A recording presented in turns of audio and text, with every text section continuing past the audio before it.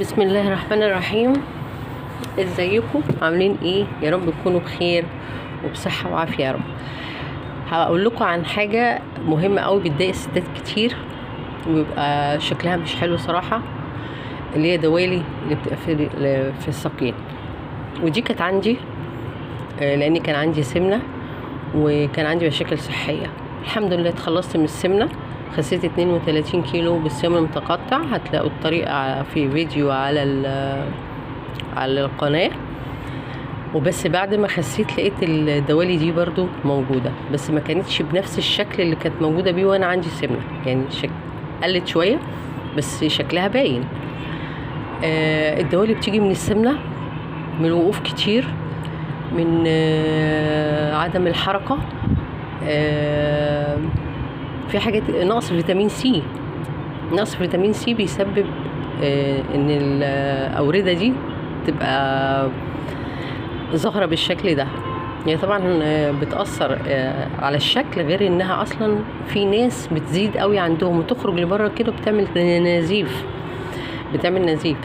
فاحنا لازم نمنعها من الداخل الاول. اول حاجة نتخلص من السمنة، نتمشى، نتعرض للشمس، نمنع السكريات، لان السكريات هي تدمير الجسم كله. هقول لكم بقى ازاي الوصفة.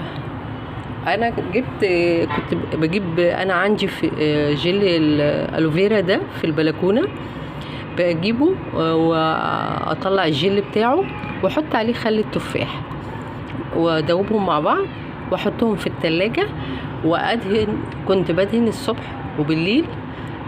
هي بصراحه خدت وقت شويه، يعني اكتر من شهر تقريبا، بس الحمد لله راحت خالص وما بقاش ليها اي اثر يعني.